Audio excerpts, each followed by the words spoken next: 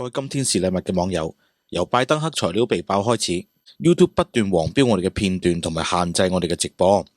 今天是禮物嘅團隊希望大家更加踴躍支持我哋嘅 Patreon， 令到我哋唔會被滅聲。感激各位加入 Patreon 嘅網友，繼續 comment、like 同埋 share 我哋嘅片段，多謝各位。Hello， 今天是禮物。各位網友大家好。咁呢一節係第9波嘅第4節呢，就我哋呢除咗正話嗰3節係講第一種路徑之外呢，今次開始講第二個路徑啦，就係憲法嘅流程路徑。咁如果呢整個大憲法嘅流程路徑就係，如果冇辦法可以選出嗰啲選舉人票，令到呢整個美國嗰啲後任總統咧，兩個都唔能夠攞到270票嘅話，咁就要交由咧1月初嘅時候咧，由眾議院聯邦眾議院咧，佢哋一州一票去選咯咁。咁但係 before that 咧，喺州個 level 咧，亦都有一個憲法流程要走嘅，就係因為憲法咧係規定咧選舉唔係由州長咧或者佢州務卿去決定邊一個擁有嗰個。即係選舉人票嘅，而係咧係由嗰個州嘅最終係應該由州嘅立法機構咧擁有呢個權力。而呢個州嘅立法機構點解要有特別呢一個權力咧？就係佢愛嚟防止啊！你即係睇到咧美國嗰啲國父佢哋咧諗得好清楚嘅，就係防止咧如果啲選民係作弊啊或者有舞弊嘅選舉情況咧，唔能夠令到嗰個得出嗰個公正結果咧，咁到時咧選咗出嚟嗰啲眾議員、參議員咧，都係一個咧正式嘅民意代表噶嘛，就由佢哋決定嗰個選舉人咧係應該屬於民主黨啊定係共和黨啦。咁呢個亦都呢個保障亦都令到咧係整個選舉咧，原來係一層一層咁樣咧係有晒嗰個即係contingency plan 嘅，即係有即係每一步咧都有一個權變嘅基礎喺度。咁我哋之前幾集講過就係賓夕凡尼亞州就喺24號開始聽證啦，咁就去到嚟緊嘅禮拜一咧就由亞利桑那州，跟住咧喺12月1號就由嗰個密芝根州，佢哋咧都分別舉行聽證會。咁帶頭嘅賓夕凡尼亞州咧就要做一個好好嘅示範啦。咁而家呢個示範咧就已經咧得到聽完晒嗰個論證同埋聽完嘅舉證之後咧，佢哋已經初步作出一個咧有利即係共和黨嘅嗰個選項啦。咁呢個選項咧就係由嗰個共和黨參議員德Mastriano， 即係咧應該係杜格馬斯特里亞諾，佢咧就發出嘅。咁因為佢係咧去帶領整個咧聽證會裏邊咧嗰個主力人物啦咁。咁呢個人咧就係屬於咧原先係北約聯合情報中心嘅總監啊。所以咧，佢嗰個對呢啲情報啊，對呢啲舉證咧就好敏感嘅。咁佢聽完晒個聽證會咧，咁佢咧就喺11月27號，即係啱啱琴日美國時間嘅禮拜五咧，佢就話共和黨控制嘅州議會同埋參議員咧就會咧採取行動，收回咧其他任命選舉人嘅權力。其他任命人嘅選舉咧就係指州務卿同埋州長啦。咁換言之咧，佢會咧嚟緊呢2-3日咧繼續做嘢。咁個原因咧就係佢哋，如果我冇記錯咧，就係最後限期要係12月1號啊。因為咧佢哋嗰個今日即係呢一任嘅眾議員咧同參議員咧就會係12月2號開始就休息啦，即係休會嘅。咁咧去到咧1月初咧就新一屆咧先至選出嚟，所以佢咧如果要做任何嘢咧，就要喺12月1號之前做晒咯咁。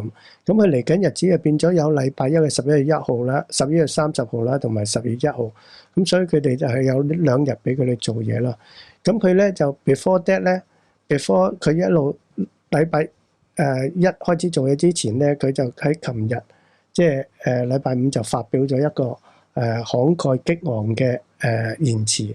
咁佢就話有太多嘅證據咧，表明咗呢個選舉咧係存在舞弊同欺詐行為。佢話眾議院同參議院咧唔能夠袖手旁觀，眼白白睇住呢啲嘢咧喺周圍發生咯。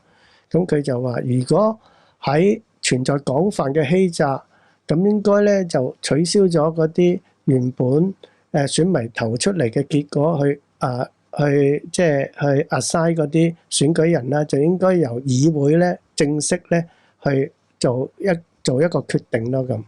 咁佢話最多咧就係一路打到去最高法院啦咁。咁佢喺嗰個發言裏邊咧，佢跟住就講咗一篇咧佢自己睇到嘅錯誤嘅嘢啦咁。佢就喺嗰個發言裏邊咧，我就節錄咗佢總共有8點啊。咁咧值得咧同大家分享嘅。咁因為呢篇嘢咧比較即係我哋少見啊，所以我就節錄咗出嚟。咁我咧容許我咧包容我咧就背唔到出嚟，所以我就係印咗佢出嚟咧喺我前邊咧，我讀俾大家聽。佢話第一點就係真相帶來自由，主流媒體不是説做選舉假，沒有證據嗎？今天證據就喺呢個視頻裏邊啦，你哋自己去找啦咁。咁佢個視頻就係整個咧聽證會嗰個視頻啦。咁你哋主流媒體話你哋睇唔到啲證據啊嘛，而家就喺呢度揾啦咁。咁佢第二點就係1776年7月4日，佢話我們在賓州獲得了獨立自主的民主，即係講緊佢打贏咗英國啦。今天我們國家的民主也會再次在呢個賓州找回，這是我們應該做的，再也沒有這樣的機會啦。咁佢比喻到咧，即係嗰個獨立戰爭啦。第三點，佢話50年前我哋美國能夠登月，但今日咧我哋還搞不定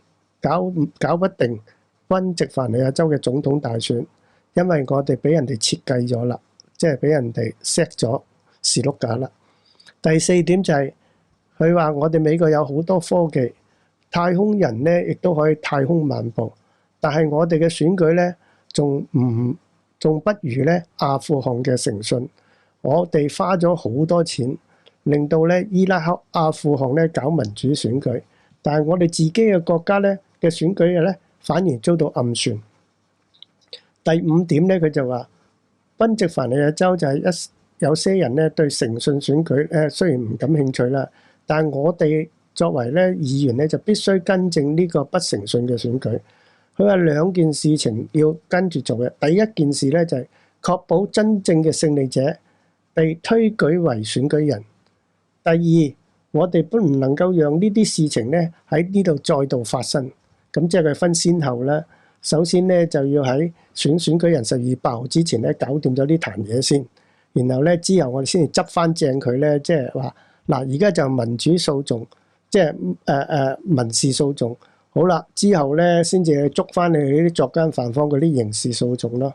好啦，第六點就係佢話我哋簡直唔能夠相信，我哋喺賓夕凡尼亞州開呢個聽證會，應該咧呢個聽證會咧係喺邊度開嘅咧？係應該係薩達姆或者普京嗰啲治下嘅國家先至會發生呢啲選舉欺詐。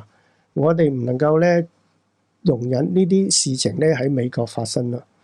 第七點就係佢話賓夕凡尼亞州總統選舉嘅舞弊咧必定要徹查啦，而賓夕凡尼亞州嘅總統選舉和其他級別嘅選舉咧都係咪爛透咧咁，以致選舉嘅結果係咪必須作廢咧？呢個咧就我哋可能要打到咧係最高法院啦。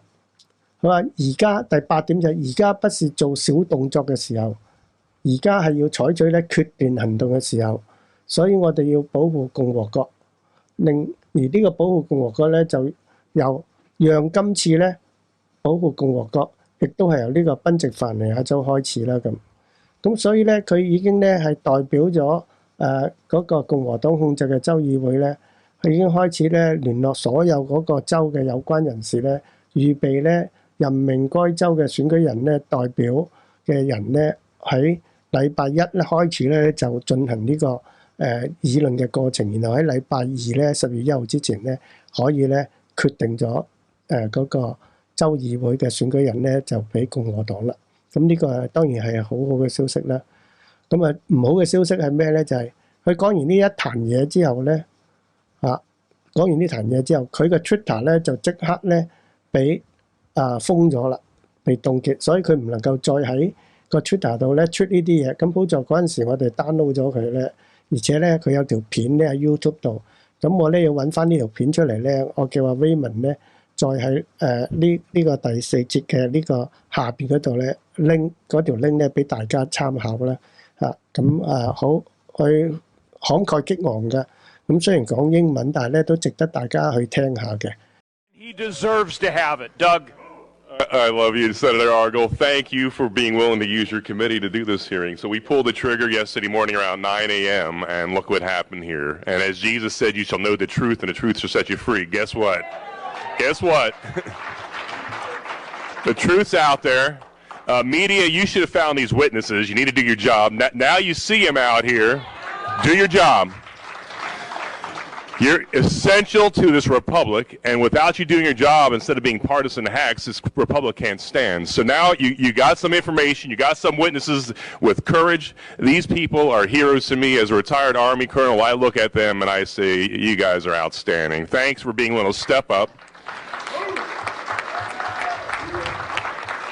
Because I am cognizant that the so-called tolerant people on the left will not show much love or tolerance to people they disagree with. And so thank you for standing, because you're warriors being able to stand for and save this republic. So thank you for going forward here. I mean, indeed, I started this off quoting from John Adams. We are in Adams County. Facts are stubborn things. There's a lot of hard facts out there, and guess what? As history and change in 1863 in Gettysburg, back then, it's July 1st, 2nd, and 3rd. So on this day, history is changing for our country and state back at Gettysburg once again.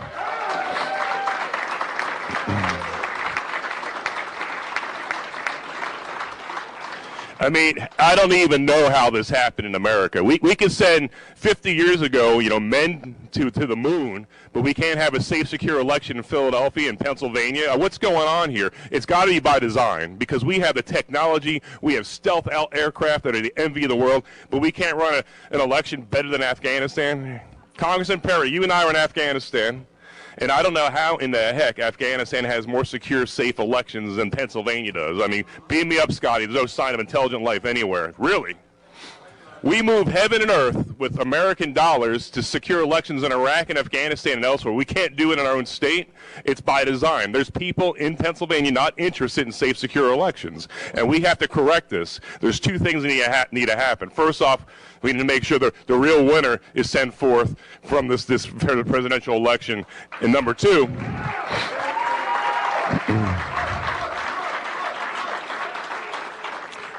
we need to fix this. This doesn't happen ever again. I can't believe we're having this conversation here in Pennsylvania. This is the kind of stuff I hear about that goes on in Belarus under Lukashenko, or in Russia under Putin, under Saddam Hussein's Iraq. Really? Here in our state? I mean, this is disgusting to me. I watched when I was doing strategy in Russia, Putin's people stuffing ballot boxes, the same thing that happened in Pennsylvania. When I saw that 15, 20 years ago, I was like, well, thank God we're not like that. What happened? What happened? And we're not going to let it stand.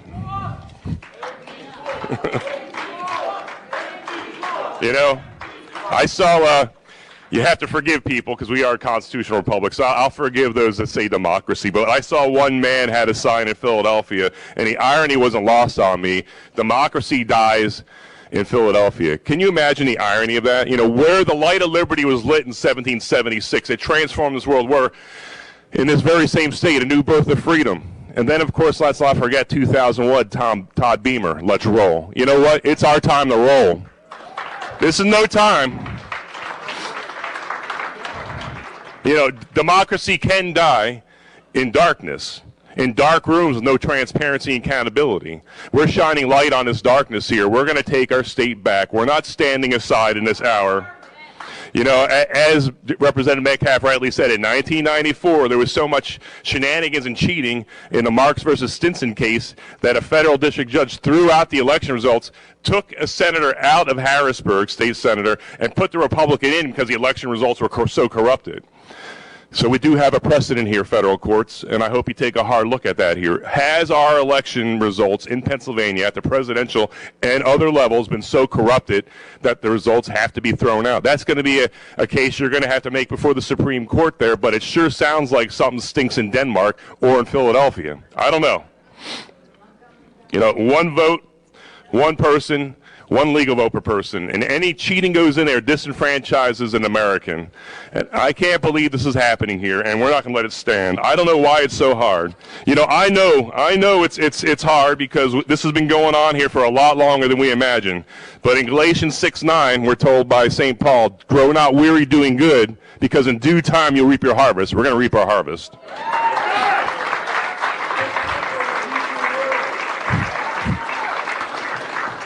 The time for dithering, dithering and deliberation is over. It's time for decisive action. We have to protect our Commonwealth and our nation. The eyes of the world are upon us, and let's turn the Commonwealth of Pennsylvania from a laughing stock to the pride of the world once again, as we've always had been and need to be again.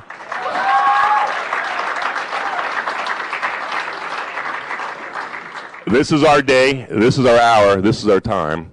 So yes, Mr. Franklin, a republic, if you can keep it, we're going to keep it. Can you keep it? Can you? Will you? We're going to keep the republic. Thank you. 好啦，今次咧我哋分享到呢度，多謝大家支持呢個頻道。下一節翻嚟咧，我哋再講其他嘅州咧有啲乜嘢發展，就係喺呢個第二個路徑呢方面。好，拜拜。